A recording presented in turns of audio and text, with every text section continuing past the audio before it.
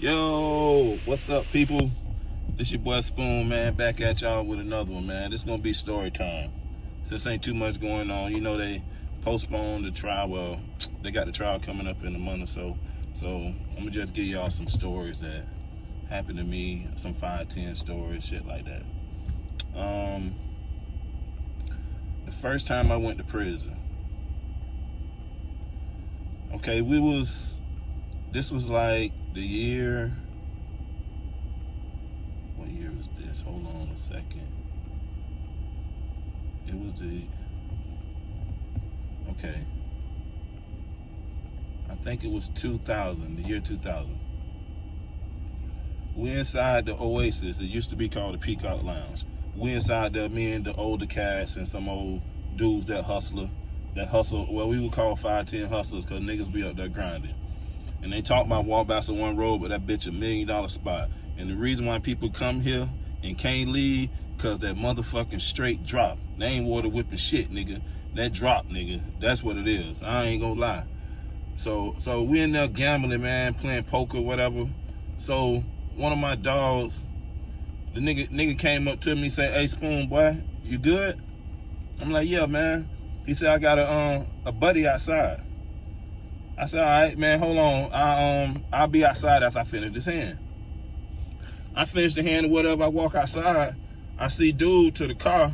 So I'm looking at the dude. It's a white dude in like a little Toyota Celica or something, like a little box car. So I'm looking at the dude. I'm like, I know this dude from somewhere.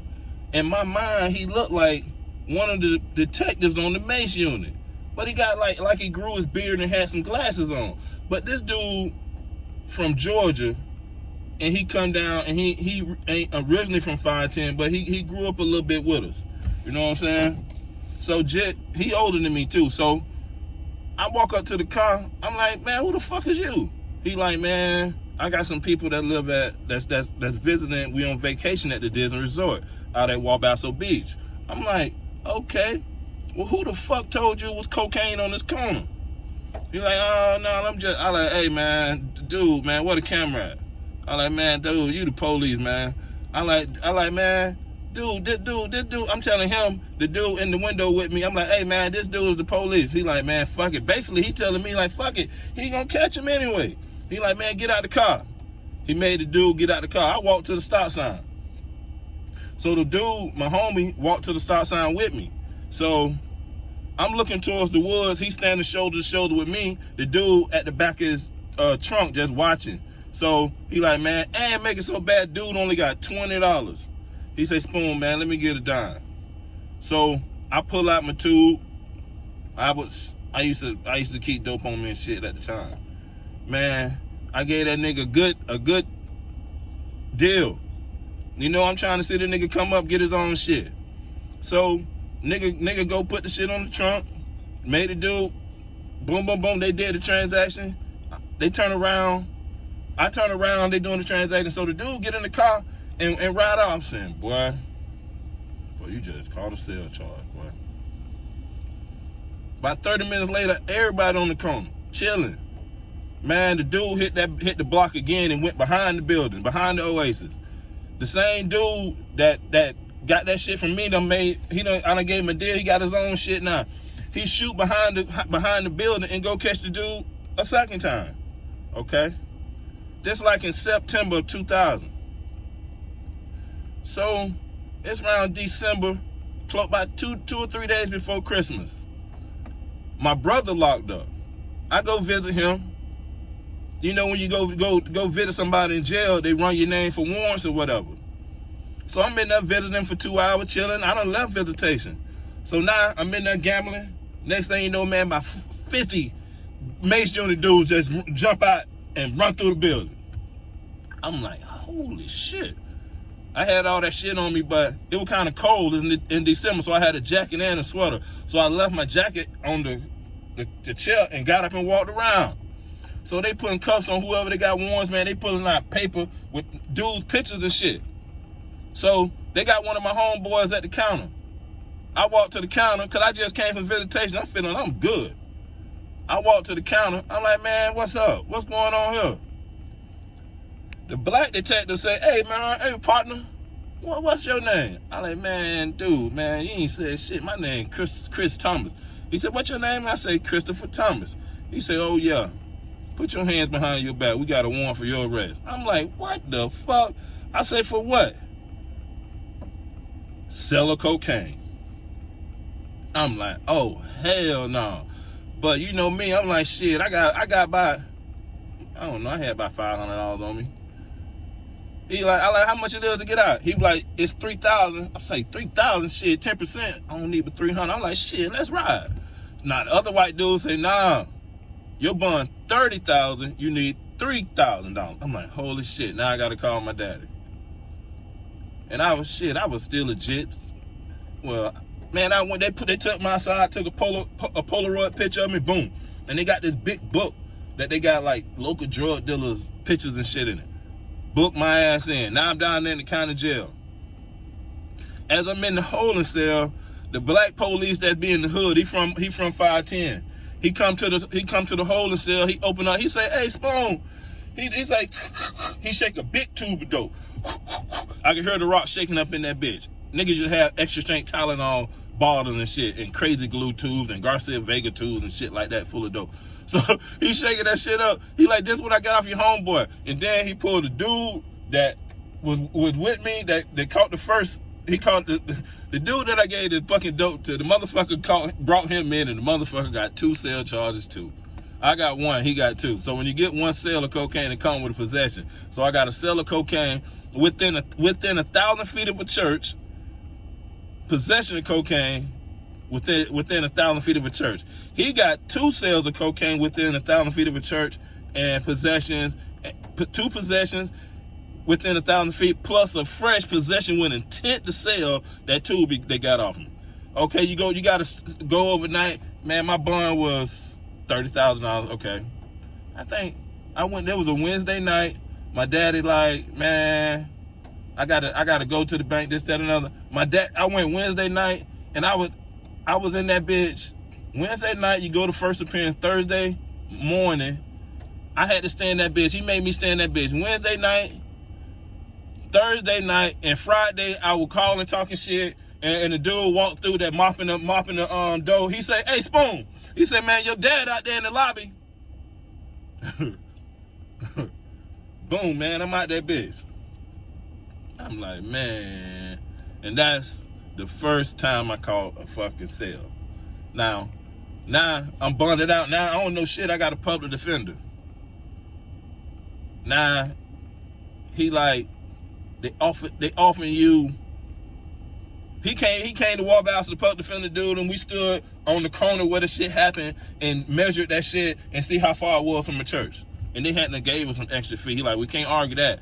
So basically, he came back after that and told me that they offering 2 years in prison with 2 years administrative probation, meaning you ain't really being supervised, but you got to go down there and pay, and you're on probation, shit like that. I'm like, man, fuck. So it's around January, February, and they were like, we went to court. It was like, it's gonna be like sentencing time. They come in that deal. Do I want to take the deal? And I got my dad there with me and my girlfriend at the time. So this like, yeah, 2000. So when we go to court, the dude, I say, man, in my mind, this public defender, I say, man, I gotta rattle this motherfucker, man, and put some fire in him, seeing where it's hard at. So he pulled me in the little room to talk to me, tell him about the 2 years, this, that, and that. I like, man, fuck that. I say, hey, man, do you give a fuck about your motherfucking record? Do you give a fuck about losing or motherfucking winning?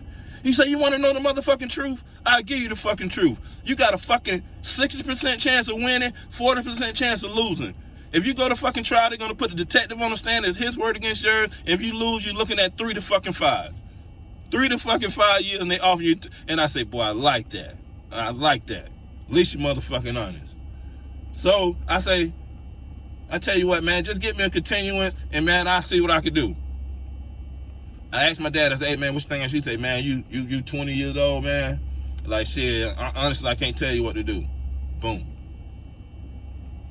Man, about 60 days went back, now I'm back in that bitch. Now, before I went, it's the day of sentencing. I know I'm finna go to fucking prison. I go. We got some. Me and my girl at the time finna take some pictures for the house. I put her up in an apartment so she'll be straight the whole time I'm gone, and we finna see what's up. So I go to walk back and holler at my dad, my brother, holler at them, drove down 66 back to the house, boom, picked her up. We went to fucking wherever they was, JC Penney's or wherever the fuck they were doing the pictures at. Took them pictures, went to the fucking courthouse. I got up on that stand, man. I told that goddamn judge, no, I want to understand. I got in the court. He said, you want to say anything before I sentence you? I like, yeah. He said, did anybody promise you anything? I like, yeah, he promised me that you're going to give me 2 years probation. That's what he promised me. You know they don't want you to say that. That's what I said. And I say, on top of that, if I had a little bit more money and a little bit more power, I wouldn't even be going to jail right now. Dude took his glasses off. He said, huh? I said, he said, repeat yourself, Mr. Thomas. I said, if I had a little bit more money and a little bit more power, I wouldn't even be going to jail today. He said, okay. I say, cuz this dude right here, I pointed at my the public defender. I said, this dude right here, I said, he's scared. He telling me if I go to trial or whatever, you gonna make me out a poster child and and you gonna hand out like 1 million years. He said, oh wow. He said, you know what, Mr. Thomas, I appreciate your honesty. And just for that, instead of the 2 years followed by 2 years probation, I'm gonna do you a favor. I'm gonna give you a year and a day followed by no probation. How does that sound to you? I said, that sounds good, but can you take that day off? Because if you get a year, you can go stay in the county jail. If you get a year plus 1 day, you got to go to prison. I had never been to prison. I had just did a year in the county in 1999, and now here it is, the year 2000. No, my bad. That's when we're in the year 2001, and I'm finna go back up the bunk, go get back locked up. So he said, no, Mr. Thomas, about you asking me to take that day off. You know the state can ask for more time, so what you want to do? I said, nah, man, I'm good. And they gave me a year and a day. And before that, my dad was in the audience. He came, he said, hold up, I see your dad, he's always here with you, I'm gonna let him speak. Man, my daddy was a correction officer. He used to be a sergeant at the youth offender camp in the river. In the river had a prison called In the River Correctional Institute. It's a youth offender camp. But at the time, he stood up and told the judge, Your Honor, I'm a retired correctional officer. If you do me this favor, I really appreciate it. He said, what's that, Mr. Thomas? He said, I would appreciate it if you wouldn't mix my son with hardened criminals, something like that. Man, that judge sentenced my crazy ass to a year and a day in a youthful offender camp. My daddy thinking that's gonna make them send me to Indian River. No. When I got to Orlando, everybody getting weighed in. I'm about 5'10", 160. The black lady up there, you know, you be butt naked before they give you the boxes and shit. The lady say, hey, Thomas. I'm like, yeah. She say, how old you is? I say, at the time, I didn't leave the county jail till like August 16th, 2001. So now I'm 21. I'm 20. So I'm 21. She say, I say I'm 21. She say, and they sending you to a youth offender camp? I say, yeah. She said, whoa, you must have pissed the judge off. I'm like, holy shit, what the fuck this motherfucker talking about? Man, in Orlando, they sent my ass to H dorm. You got H1, 2, 3, and that's what them gladiators at, them jits. They make you wear the red hats and shit like that. Man, they sent my ass straight to Brevard CI, and that's where I did my first bid at Brevard CI. And then I'm gonna give y'all some stories about my time at Brevard, 2001 to 2002. Yeah, and this your boy Spoon, man. I'll be back at y'all with another one, man.